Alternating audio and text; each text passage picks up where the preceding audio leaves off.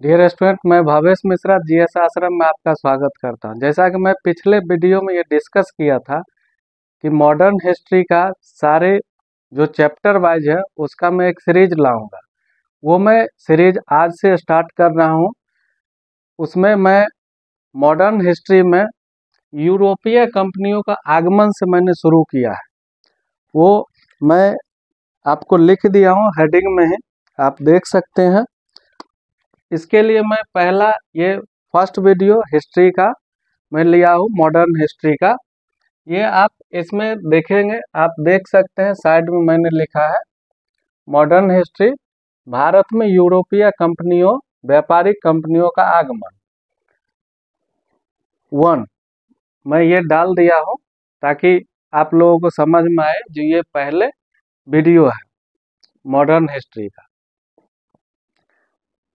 इसमें आप देखेंगे कि मॉडर्न हिस्ट्री में जो चैप्टर वाइज मैं सीरीज ये लेकर के आया हूँ उसमें आपको एग्जाम से रिलेटेड सारे वीडियो मैं कवर करूँगा, जिससे संभावित है कि जहाँ जहाँ से मैं चैप्टर वाइज आपको कंटेंट बना के दूंगा वहाँ से मोस्टली पूछने की संभावना होती है, आपको वहाँ से पूछा जाएगा। ये सारे प्रतियोगी परीक्षा के लिए उपयोगी होगा, जैसे कि बीपीएससी, आपको बीईओ, बीएसओ, जितने भी बिहार के लेवल के एग्जाम है ग्रेजुएट लेवल के, उनमें उपयोगी होगा। एवं जो यूपीपीएस है, यूपी आरओ एआरओ की समीक्षा अधिकारी को जो एग्जाम होने वाली है 27 जुलाई के, उसके लिए भी ये लाभदायक होगा। इसलिए मैं ये आपको सीरीज लेकर के आया। मैं बता दूं कि इसके अलावे मैं आपके लिए सेल्फ स्टडी के लिए मैं टॉपिक भी प्रोवाइड करूंगा। आपको एक शॉर्ट्स के माध्यम से मैंने बताया था कि जिनके पास जो बुक है वो उनके लिए सफिशियंट होना चाहिए, और जिनके पास नहीं है अभी तक वो कम से कम लूसेंट और एक एसपीडी करंट अफेयर वो ले लें, तत्काल उससे काम चल जाएगा। लूसेंट गाइड बुक सब्जेक्टिव वाले, ऑब्जेक्टिव नहीं, सब्जेक्टिव ले लें, उनसे काम चल जाएगा। उसके बाद में जैसे मैं मॉडर्न हिस्ट्री का अभी मैं यूरोपीय कंपनियों का आगमन पढ़ा रहा हूँ, इसके बाद मैं कोशिश करूँगा 2 पार्ट में कवर कर दूँ। अगर उसमें आ जाता है 2 पार्ट में, ठीक है, नहीं तो मैं तीसरा पार्ट भी इसका दूंगा। परीक्षा में ये पूछने की संभावना रहेगी, मैं वहाँ से आपको सारे क्वेश्चन का हल इसमें समाहित करने का कोशिश कर रहा हूँ। आपको मैं बता दूं, मैं शुरुआत करता हूं भारत में यूरोपीय कंपनियों का आगमन कैसे हुआ, यूरोप के कंपनी यहाँ आए कैसे और व्यापार करने के लिए आए, और यहाँ पूरे भारत को कब्जा अपने अंदर में कर लिया। वहाँ से मैं शुरुआत करता हूँ कि वास्तविक में यूरोप में जो लोग थे वहाँ से यहाँ व्यापार करने के लिए आए थे, और यहाँ पर व्यापार के अलावे उन्होंने क्या किया, भारत को ही अपने कब्जे में ले लिया। तो मैं आपको बता रहा हूँ, आप टॉपिक 1 देखें। इसमें है यूरोपीय में 15वीं शताब्दी में कुछ ऐसा होता है जो बहुत ही आर्थिक बदलाव आ जाता है। उसमें क्या होता है, जो भी वस्तुएं रहती है उसको बेचने के लिए एक क्षेत्र सीमित जहाँ पे रहता है वहाँ पे आप नहीं बेच सकते हैं, आपको बेचने के लिए क्षेत्र विस्तार करने की आवश्यकता होती है। आप क्षेत्र विस्तार करेंगे तभी आप अपने वस्तु को बिक्री कर पाएंगे। आपको मैंने दिया है यूरोप में 15वीं शताब्दी से 19वीं शताब्दी के मध्य बहुत ही आर्थिक बदलाव हुआ।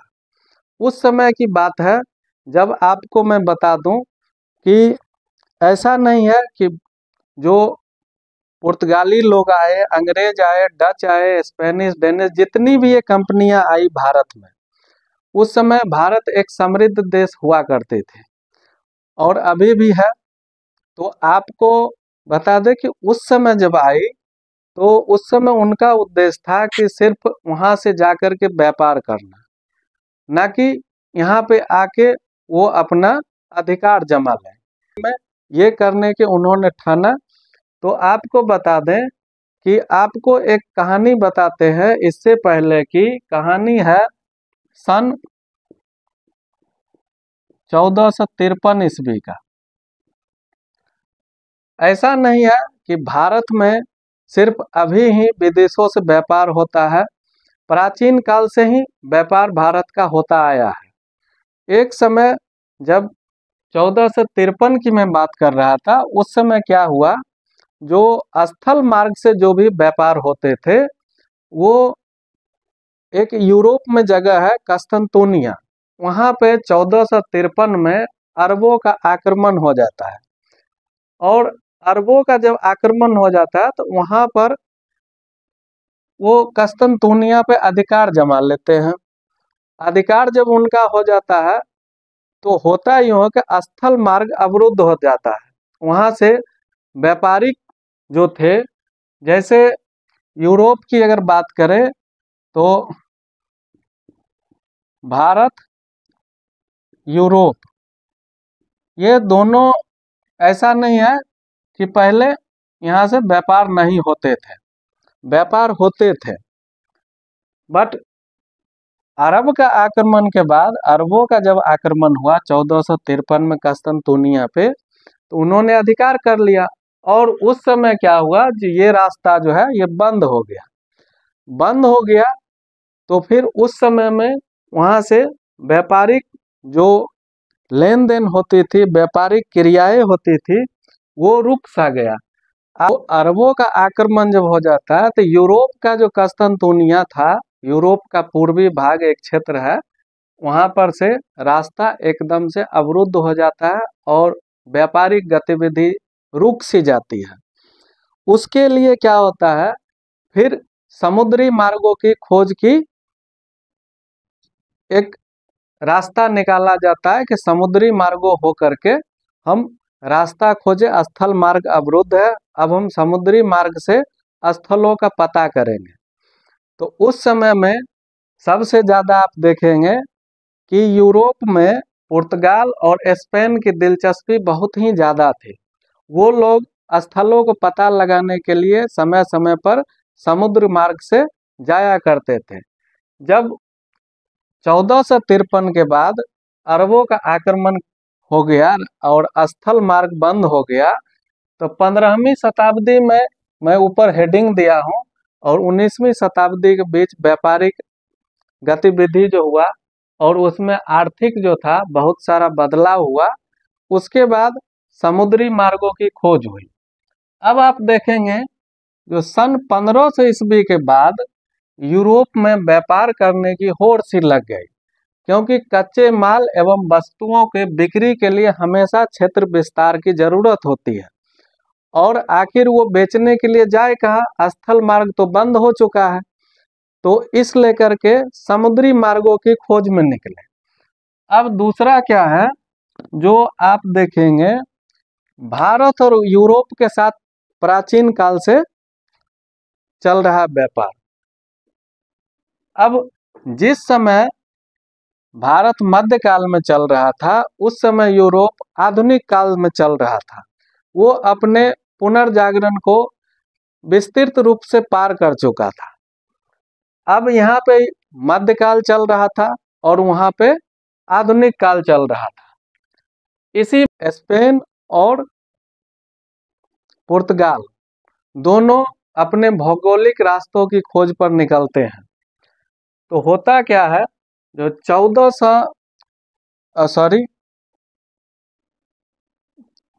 1492 ईस्वी में कोलंबस निकलते हैं भारत की खोज के लिए।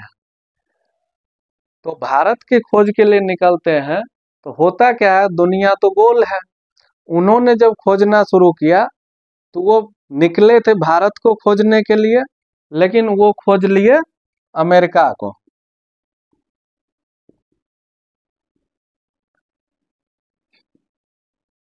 ये कोलंबस साहब ने खोजे थे अमेरिका को।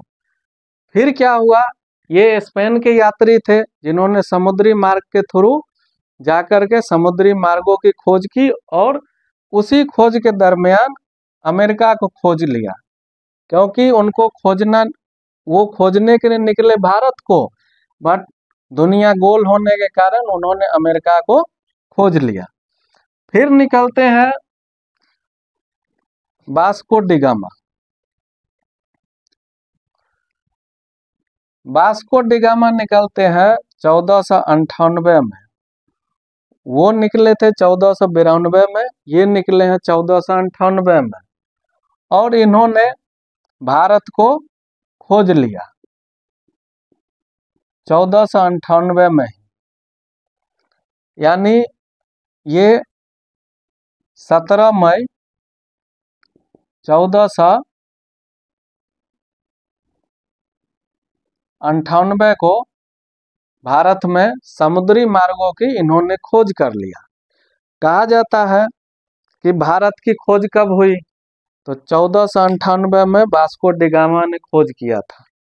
आपको बता दें कि भारत कोई ये नहीं था, प्राचीन काल से भारत अपने जगह पे है और यहाँ से व्यापार होता रहा।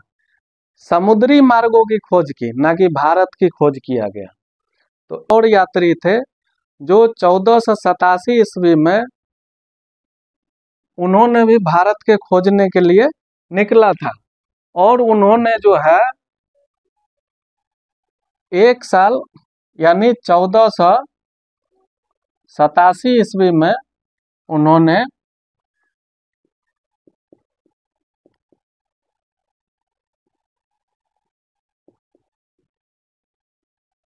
बार्थोलोमियो डियाज नामक जो पुर्तगाली यात्री थे,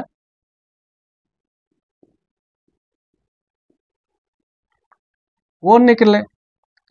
लेकिन उन्होंने क्या किया, केप ऑफ गुड होप, और वहां से वो लौट गए। उन्हें पता नहीं चल पाया जो मैं कहां से कैसे निकलूं, कोई उन्हें रास्ता दिखाने के लिए नहीं था, और वहां से वो लौट गए अफ्रीका के दक्षिणी सिरे से, जहां पर उन्होंने इसी तरह एक और यात्री आए 1488 में, जो वो फिर लौट गए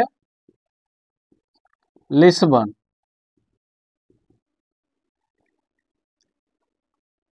फिर आपको मैंने पहले भी बताया था कि 17 मई 1498 को जब पुर्तगाल के यात्री वास्को डी गामा भारत पहुंचे, तो वो केरल के कालीकट बंदरगाह पे पहुंचे, और जिस तरीके से बार्थोलोमियो ने 1487 में लौट गए थे, तो उन्होंने लौटा नहीं। वो क्या किए, जो एक उनको गुजराती मार्गदर्शक मिल गया, वो अब्दुल मजीद नामक मार्गदर्शक था।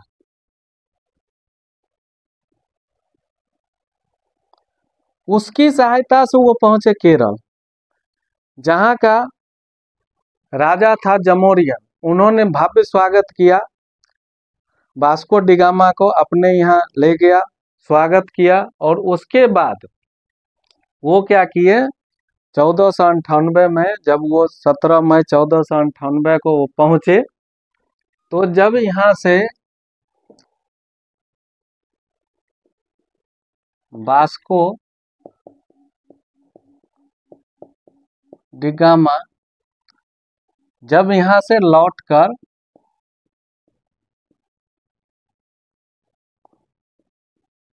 यूरोप गए, तो अपने साथ वो काली मिर्च ले गए। मुनाफा प्राप्त हुआ, उनको सारा खर्चा यहाँ भारत आने जाने और यहाँ सारा खर्चा काटने के बाद उनको 60 गुना मुनाफा हुआ। उसके बाद वहाँ पर जब देखा गया इतना बड़ा मुनाफा है, क्योंकि यूरोप एक ठंडा देश है।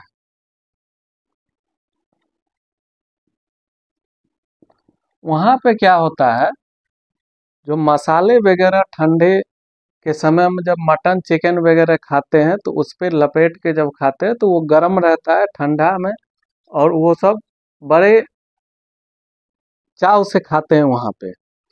इसलिए यहाँ से मसाला का ज्यादा कारोबार करते हैं यूरोपीय। यूरोप वाले यहाँ आए और बहुत सा चीज दे करके गए। ऐसा नहीं है कि यहाँ आए और पहले कब्जा किए, इसके बाद यहाँ पर जो है, यहाँ जब कब्जा किया उन्होंने, अधिकार जमाया अपना, आए थे वास्तव में वो व्यापार करने, मगर मनसा कुछ और था उनके मन में। ये मनसा बाद में पता चला, जब उनको पता चला तो फिर हम इसके आगे पढ़ेंगे डिटेल में, उसका भी बारे में हम बताएंगे। जब इसके बाद वो लौट करके गए, वास्को डी गामा ने 60 गुना मुनाफा कमाया था। उसके बाद वहां पे अन्य व्यापारियों को ये लालसा हुई कि क्यों ना हम भी भारत जाकर के व्यापार करें और हमें भी फायदा मिलेगा। तो और से उसके बाद क्या हुआ, अन्य व्यापारी जो थे, व्यापारियों में प्रोत्साहन मिला और वो भी व्यापार करना चाहते थे। फिर उसके बाद क्या हुआ, पुर्तगाल के जो सम्राट थे, इसके बाद उनके मन में कुछ और सी आ गए, कुछ और उनको मन में भारत को लेकर के, यहाँ पर देखे बड़े सभ्य आदमी है, बड़ा आदर भाव यहाँ होता है। जैसा वास्को डी गामा ने देखा वहां पे अपना बताया और कहा, उसके बाद वहां की लालसा और बढ़ गई। और उसके बाद शुरू होता है एक और कहानी। पुर्तगाल के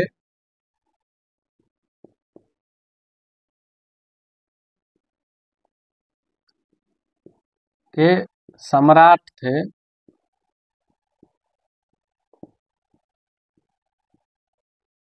पेड्रो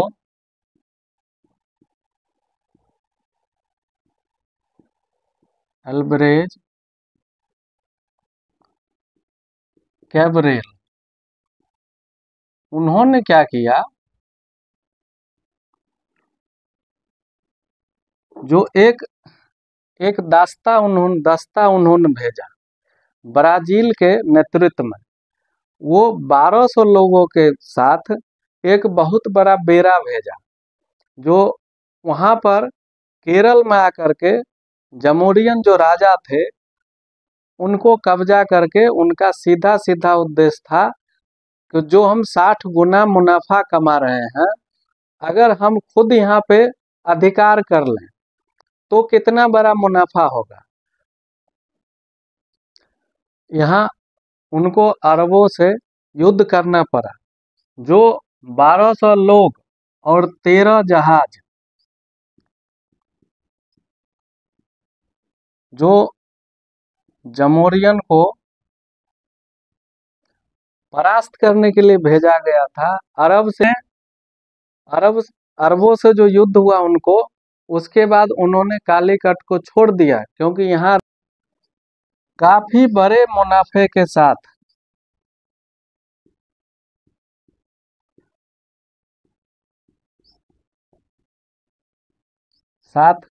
कैबरेल कालीकट को छोड़ दिया और लिस्बन लौट गया।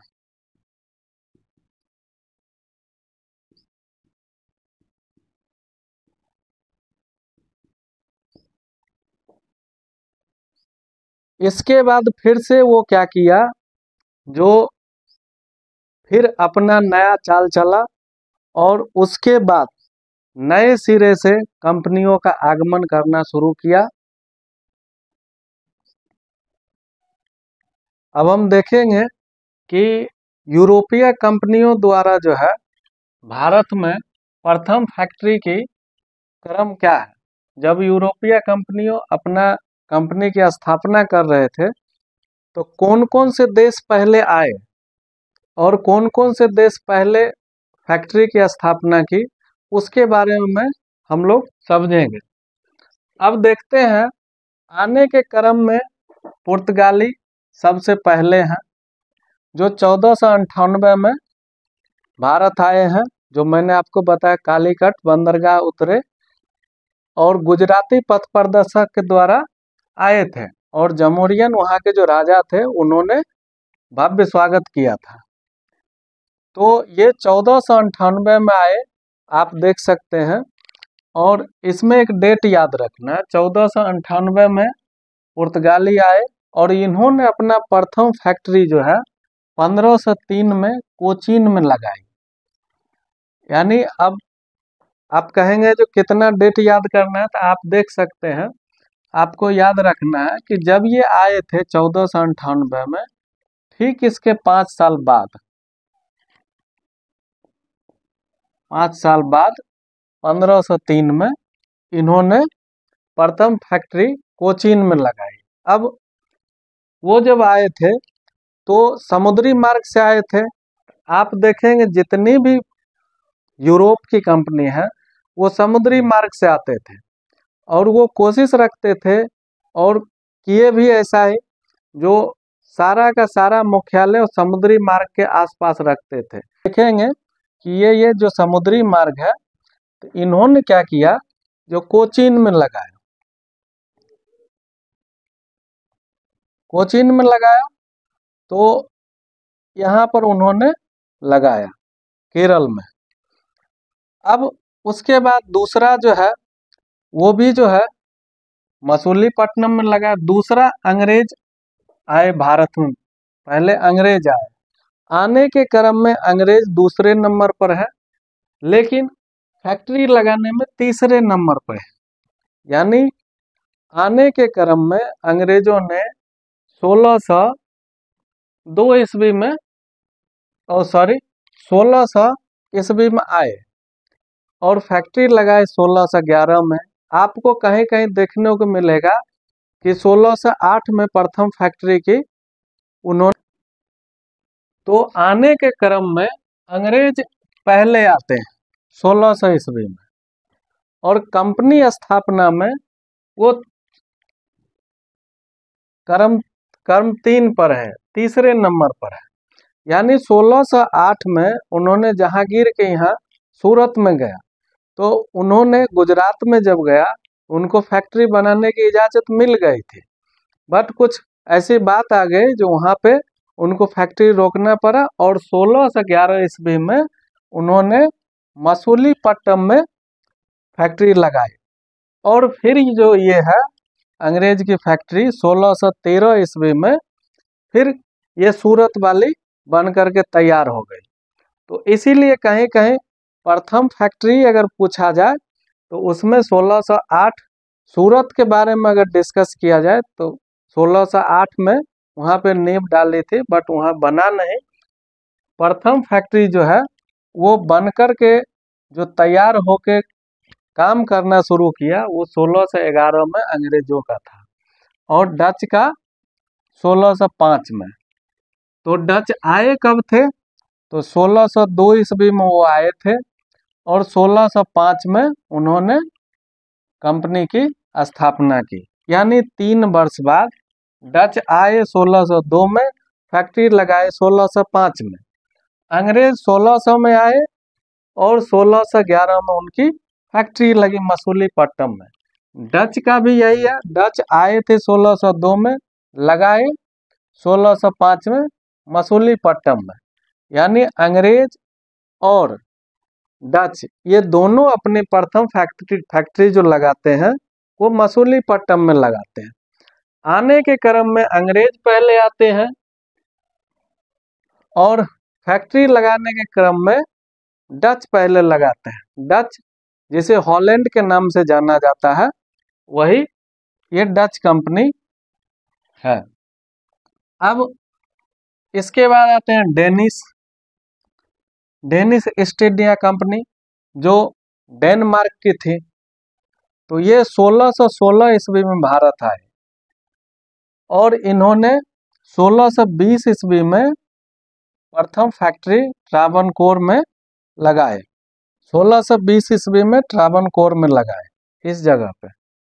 तो 1616 ईस्वी में डेनिस आई भारत में और 1620 में ये फैक्ट्री लगाई। इसके बाद फ्रांस की कंपनी फ्रांसीसी आई 1664 ईस्वी में। इन्होंने अपना कंपनी सूरत में लगाया 1608 ईस्वी में। फ्रांसीसी कंपनी 1664 में आती है और 1668 में सूरत में लगाती है, यानी कि ये सूरत में। तो ऑब्वियसली ये आते हैं समुद्री मार्ग से, समुद्री मार्ग के किनारे अपना ये फैक्ट्री की स्थापना करते हैं और मुख्यालय में ज़्यादातर इनकी फैक्ट्री। बात करेंगे कि ये फैक्ट्री जो लगाए तो लगाए क्यों, ये सिर्फ व्यापार करने के लिए लगाए। उसके बाद ये सब कोठी बनाना शुरू कर दिए, वहाँ से कंट्रोल ऑफिस जो कंट्रोल करते थे जहाँ से सारा व्यापार का, वो लगाए। तो आप फैक्ट्री का आने का क्रम मैंने आपको अभी दिखाया।